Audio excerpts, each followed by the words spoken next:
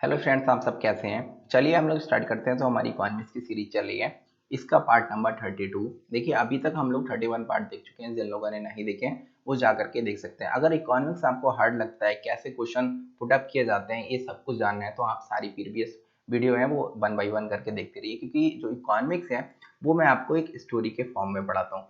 तो आपका कॉन्सेप्ट एकदम क्लियर हो जाता है। अगर आपने मेरी वीडियोस देखी हैं तो अगर सोते हुए भी कोई आपसे उठा करके पूछेगा ना कि इकोनॉमिक्स चलो पढ़ा दो, आप कहोगे कि एक कॉपी पेन लेके आओ, हम आपको पढ़ाते हैं। ओके, तो बहुत अच्छे से कॉन्सेप्ट आपका क्लियर हो जाता है। और आज का जो टॉपिक है, आप यहाँ पर पिक देख सकते हैं कि काफ़ी इंटरेस्टिंग स्टोरी आज आपको सुनने वाले हैं और काफ़ी मज़ा आने वाला है। तो आज का हमारा टॉपिक है, ये काफ़ी इंपॉर्टेंट है। आज हम लोग देखेंगे एसेट रिकंस्ट्रक्शन कंपनी के बारे में। ओके, ये कंपनी क्या होती है, इसके उद्देश्य क्या होते हैं। तो आज मैं आपको एक स्टोरी सुनाऊंगा जिससे आपको समझ में आ जाएगा कि इसका विकास कैसे हुआ और हमें एसिड रिकंस्ट्रक्शन कंपनी है इनकी आवश्यकता क्यों पड़ी। ओके, इसको शॉर्ट फॉर्म में आप लोग एआरसीज के नाम से भी जानते होंगे। और ये एग्जाम के लिए इसलिए भी इंपॉर्टेंट हो जाती है क्योंकि हाल ही में ये काफी न्यूज में रही थी। ओके, हम लोग जानते हैं। चलिए मैं आपको एक स्टोरी सुनाता हूँ जिससे आपका कॉन्सेप्ट क्लियर हो जाए, साथ में समझ में आए कि ये न्यूज में क्यों थी और इसके उद्देश्य क्या है। तो तीन चीजें आपकी यहाँ पर क्लियर हो जाएंगी और इसके बाद एक दो फैक्ट हैं, बस वो याद रखने पड़ेंगे। इस स्टोरी के अलावा आपको ज्यादा कुछ याद रखने की जरूरत नहीं है। तो देखिए, जो ईआरसीज होती है इसका काम क्या होता है। देखिए, बैंक होती है, बैंक के ऊपर जैसे जैसे एनपीए बढ़ेगा, किसी भी बैंक का एनपीए बढ़ने लगता है तो उसकी आर्थिक स्थिति बेकार हो जाती है। और ज्यादा अगर एनपीए बढ़ जाए तो वो बैंक डूब भी सकती है। ओके, और उसका पैसा मारा भी जा सकता है। लेकिन ये एनपीए के रूप में जो बैंक ने लोगों के लिए पैसा दिया है, पैसा किसका है, आम लोगों का। तो अंततः पैसा किसका डूब रहा है, आम लोगों का। और दूसरा, इसकी आर्थिक स्थिति खराब हो रही है तो उससे हमारे देश का विकास भी नहीं हो पा रहा है। तो दो कारण है। तो एनपीए भी, किसी भी बैंक का एनपीए बढ़ना अच्छी बात नहीं होती है। अब जैसे जैसे ज्यादा बैंकों का एनपीए बढ़ेगा तो ज्यादा बैंक घाटे में जाएंगी, ज्यादा बैंकें बंद हो जाएंगी। तो भारत में हम लोग लोन लेने कहाँ से जाएंगे, हम लोग पैसे कहाँ जमा करेंगे। तो आर्थिक क्रियाओं पर ही सब कुछ डिपेंड है। तो आर्थिक क्रियाओं पर ध्यान रखना पड़ेगा ना। अब देखिए यहाँ पर सुनिए, एक टाइमलाइन यहाँ से बना लीजिए। 2014 में आप जानते हैं कि इंडिया में जो गवर्नमेंट थी वो एनडीए की गवर्नमेंट आ गई, मतलब मोदी जी थी। ओके, वहां से लेकर के अभी वर्तमान 2021 तक की हम लोग बात करेंगे। अब देखिए यहाँ पर इन बैंकों की स्थिति आप लोगों ने देखा था, 2014 आते आते एनपीए की समस्या बहुत बढ़ गई थी। एक बड़ा चैलेंज था, अगर हमें देश का सस्टेनेबल डेवलपमेंट करना है तो हमें इस बैंक की जो बैंक का एनपीए इसको समाप्त करना पड़ेगा। अब एनपीए क्या होता है मैं आपको प्रीवियस वीडियो में बता चुका हूँ, बहुत अच्छे से हम लोगों ने एनपीए के बारे में बात की थी। जिन लोगों ने नहीं देखी है वो प्रीवियस वीडियो जा करके देख सकते हैं। यहाँ पर मैं एनपीए को बताऊंगा तो टॉपिक बहुत लंबा हो जाएगा। ओके, अब देखिए एनपीए की समस्या के समाधान के लिए ये बैंक मोदी जी के पास आई। 2014 में मोदी जी की गवर्नमेंट आ गई। ओके, एनडीए की सरकार आ गई। अब देखिए आ गई तो बैंक गई मोदी जी के पास, बोले आपको, मोदी जी बोले हमें देश का विकास करना है, हमें सतत जो लक्ष्य है उसको प्राप्त करना है, सतत विकास का लक्ष्य उसे प्राप्त करना है। अब बैंक है बोली आपको, मोदी जी से कि आपको सतत विकास का लक्ष्य प्राप्त करना है, लेकिन हमारे ऊपर ये एनपीए की समस्या है, इसको दूर करिए वरना हम तो जीवित नहीं रहने वाले। ओके, तो मोदी जी बोले अरे एकदम परेशान ना होगा, हम तुम्हारे साथ हैं। और मोदी जी ने कहा कि इस एनपीए की समस्या के समाधान के लिए हम एक ऐसी संस्थान का गठन करेंगे जो आपकी एनपीए की वसूली कर सके। ओके, तो इन्होंने कॉन्सेप्ट दिया कि भैया हम एक बैड बैंक की स्थापना करेंगे। मोदी जी ने कहा हम एक बैड बैंक की स्थापना करेंगे। बैड बैंक क्या है, बैड बैंक एक संस्था होती है। ओके, देखिए बैड बैंक इसका नाम ही है, बैड बैंक। ओके, तो काफी खतरनाक है, इसके नाम से समझ सकते हैं। अब देखिए बैड बैंक होती है, इसमें एम्प्लॉय होते हैं। अब ये एम्प्लॉय होते हैं, काफी शिक्षित होते हैं, ट्रेन होते हैं। तो ये अपनी तरह से इस एनपीए की वसूली करते हैं। तो एनपीए क्या है, एक तरह से लोन है ना, जो लोगों ने लौटाला नहीं है काफी समय से, तो इसकी वसूली ये लोग करते हैं। वसूली भाई की तरह आप लोगों ने अगर मूवियाँ देखी होंगी तो उसमें पैसे रिकवर किए जाते हैं ना, कि उनकी कार उठा लेते हैं, धमकाते उमकाते हैं। ओके, तो इसी तरह की जो एजेंसियां होती हैं इन्हीं को एसेट रिकंस्ट्रक्शन कंपनी बोलते हैं। अब लेकिन जब मोदी जी ने कहा कि एक बैड बैंक की स्थापना की जाएगी, फिर बीच में आ गए रघुराम राजन। और रघुराम राजन कौन है, आरबीआई के गवर्नर है। इन्होंने कहा भैया ये बैड बैंक की स्थापना नहीं होगी। बैड बैंक की स्थापना क्यों नहीं होगी, ध्यान से सुनिए तभी आप लोग कॉन्सेप्ट समझ पाएंगे। इन्होंने कहा इसमें ऐसे कोई एम्प्लॉय नहीं होते हैं, हकीकत में जो लोग होते हैं वो इस टाइप के होते हैं, वो बैड बॉयज होते हैं। ओके, ये बंदूक बंदूक ले जा करके लोगों को धमकाते हैं और कहते हैं पैसा दो। तो लोगों का एक तरह से शोषण होता है, जो लोन नहीं दे पा रहा है। ओके, अब देखिए बहुत विजय माल्या टाइप का लोग होगा, आप जानते हैं उसको कौन धमकाएगा जा करके? नहीं धमका पाएंगे ना। किसको धमका करके पैसे वसूल सकते हैं ये लोग? जो गरीब होंगे, किसानों पर जाएंगे भैया, उन पर जाकर के शोषण करेंगे। कुछ लोग होंगे, छोटे छोटे मजदूर होंगे, उन पर जाकर के शोषण ज्यादा किया जाएगा। तो इन्होंने कहा एक तरह से शोषण ज्यादा होगा लोगों का। ओके, बल्कि हमें देखना होगा कि भैया ये लोग क्यों पैसे नहीं रिटर्न कर पा रहे हैं, उनकी समस्याओं का समाधान करना होगा, ना कि हम एक ऐसी संस्था का गठन करें जो जबरन वसूली करे। तो इसीलिए रघुराम राजन जो आरबीआई के गवर्नर थे, इन्होंने इसका प्रस्ताव था उसका विरोध किया। इसलिए इस समय 2014-15 के समय इसकी स्थापना नहीं हुई। यहाँ पर बैड बैंक थी, इसकी स्थापना नहीं हुई। ओके, आपको ध्यान रखना है। लेकिन कोई बात नहीं, अब मोदी जी ने सोचा कि भाई यार, अब ये एनपीए की समस्या हमें खत्म करनी पड़ेगी, देश का विकास करना है।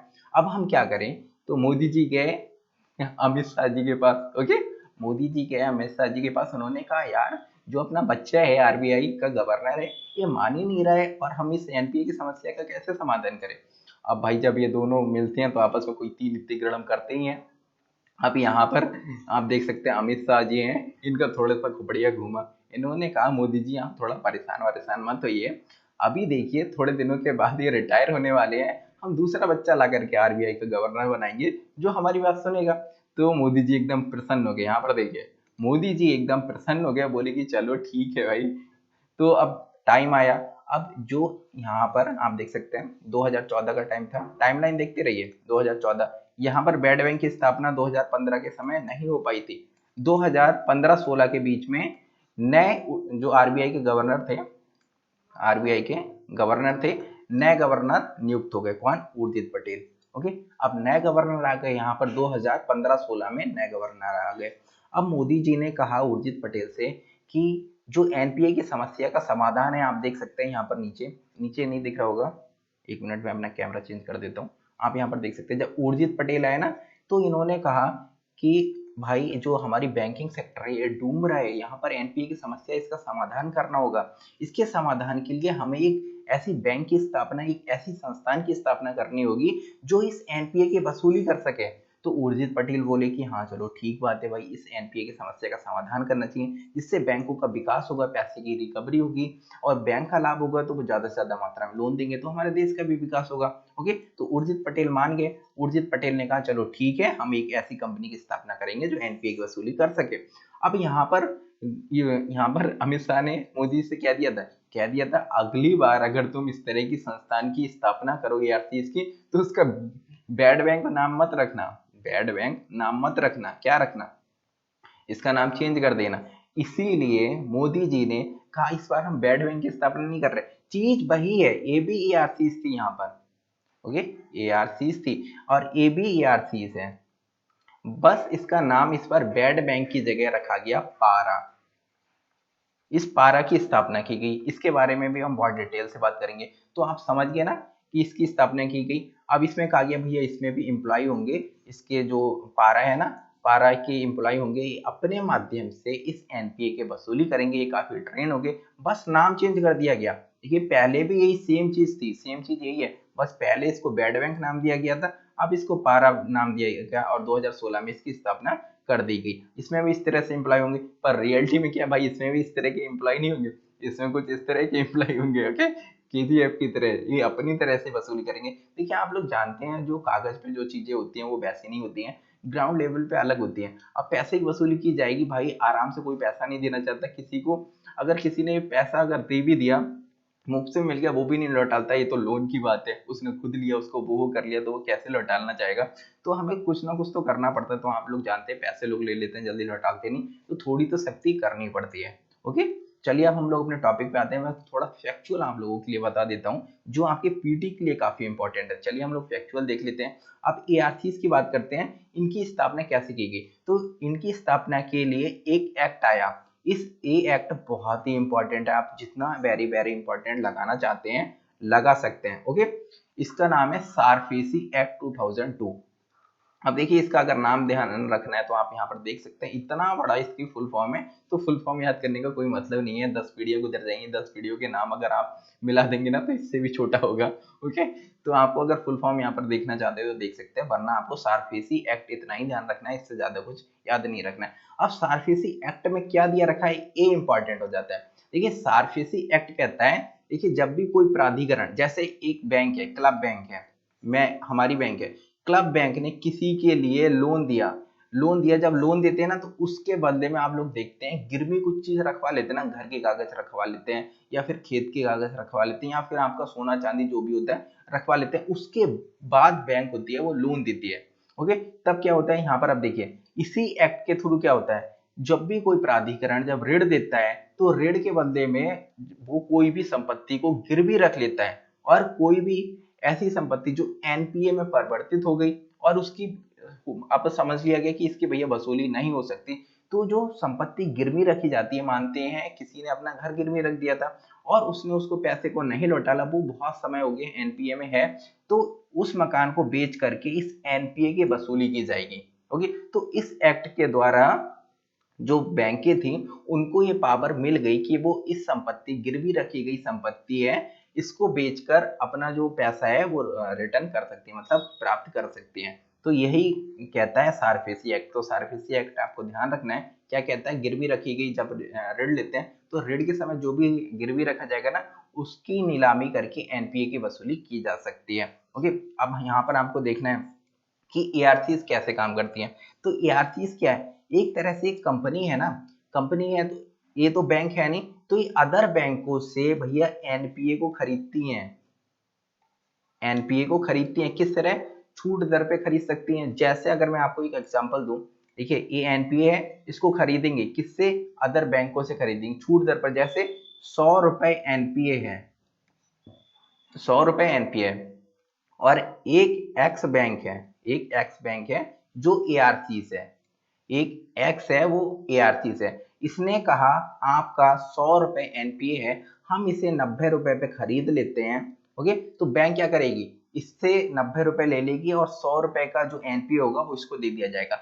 अब जो एक्स होगी, जो जो एक्स कंपनी है ना एआरसी से, ये अपने लोगों के माध्यम से इसकी वसूली करेगा, और वसूली करेगा तो पूरे 100 रुपए की करेगा। ओके, लेकिन इसने इस एनपीओ को कितने रुपए में खरीदा था, 90 रुपए में खरीदा था ना, तो इससे क्या होगा, देखिए 90 रुपए उसने वसूली कर लिया और प्लस 10 रुपए उसको लाभ हो गया।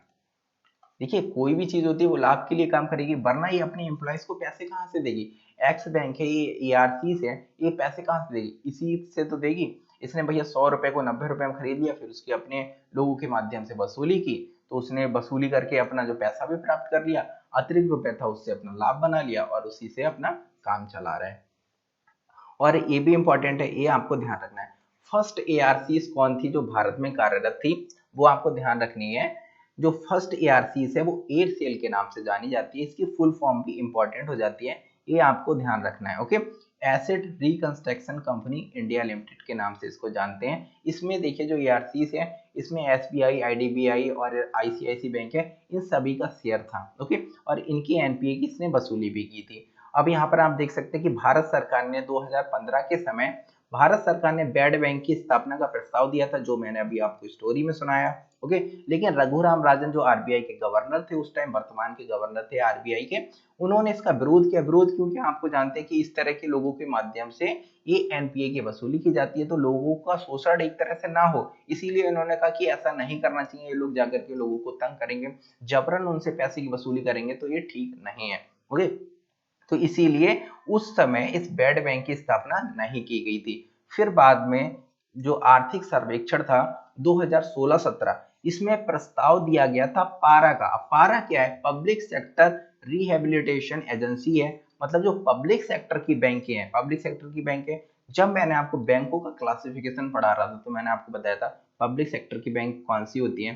तो पब्लिक सेक्टर की जो भी बैंकें होंगी उनके उनका जो एनपीए है ना उनकी वसूली करेगा पारा, पहले इन्हीं की करेगा, बाद में जो प्राइवेट सेक्टर की बैंक हैं उनके ऊपर भी एनपीए है तो उनकी बाद में वसूली की जाएगी, लेकिन फर्स्ट प्रायोरिटी पारा की क्या है, जो पारा है इसकी फर्स्ट प्रायोरिटी है कि जो पब्लिक सेक्टर की बैंकें हैं उनका एनपीए है उसकी वसूली करना। ओके, तो यहाँ पर आप लोग देख सकते हैं पारा क्या है, एक एआरसी है। ओके, और ये प्रारंभ में मतलब प्रायोरिटी किसको देगी, जो सार्वजनिक क्षेत्र की बैंकें हैं उनकी एनपीए की वसूली के लिए, और बाद में प्राइवेट सेक्टर की जो बैंकें हैं ना उनकी एनपीए की भी वसूली कर सकता है। ये देखिए मच्छर मुझे काफी परेशान कर रहे हैं काफी देर से, पता नहीं कहाँ से डिस्टर्ब करने के लिए आ गया। अब देखिए, और ये इंपॉर्टेंट बात है, जो पारा है ये प्रतिभूतियां भी जारी करती है। ये प्रतिभूतियां जारी करके, जैसे मानते हैं यहाँ पर, अब देखिए जो पारा है वो किस तरह से वर्क करेगी ये भी आप लोग अच्छे से देख लीजिए। यहाँ पर क्या होगा, देखिए मानते हैं एक एक्स है, मतलब पारा ही नाम ही ले लेते हैं क्योंकि पारा है यहाँ पर। अब पारा है, ओके, अब एक इधर एक्स बैंक है, अब एक्स बैंक के ऊपर 100 रुपए एनपीए है। ओके, अब ये क्या करेगी, अब ये किस तरह से खरीदेगी, तो एक तरह से बॉन्ड भी जारी कर सकती है, मतलब प्रतिभूतियां जारी कर सकती है, और इस पे लिख देगी 100 रुपए, और उसको किसी को बेच भी सकती है। दूसरा क्या कर सकती है, वो इसको खरीद सकती है। किस तरह से खरीद सकती है, वो कहेगी भैया ये 100 रुपए की चीज है, मतलब 100 रुपए का जो एनपीए है ये हमको दे दीजिए आप 80 रुपए में। तो बैंक को भी फायदा हो गया। बैंक अगर इसको नहीं बेचता तो हो सकता है ये पैसा डूब जाता, क्योंकि 10 साल से 20 साल से पैसे पर बिल्कुल भी रिकवरी नहीं हुई, तभी तो वो एनपीए में है। अब इसने इसको खरीद लिया तो 80 रुपए तो लौट आया ना बैंक के पास, तो बैंक नंबर एक घाटे में नहीं गई। और पारा है, पारा अपने लोगों के माध्यम से इसकी वसूली कर लेगा, तो ये भी बहुत अच्छी बात है। ओके, तो पारा पहले किसको प्रायोरिटी देगा, तो आप लोगों को ध्यान रखना है पब्लिक सेक्टर की जो बैंक है उन्हीं को फर्स्ट प्रायोरिटी देगा, उसके बाद प्राइवेट सेक्टर के जो बैंक है उनको प्रायोरिटी देगा। ओके, चलिए मैं इस वीडियो को यहाँ पर ही फिनिश करता हूँ। अगर आपको कोई भी कंफ्यूजन है तो आप लोग मुझसे पूछ सकते हैं, और आप लोग टेलीग्राम से जुड़ना चाहते हैं तो जुड़ सकते हैं। आपको सर्च करना होगा यूट्यूब पर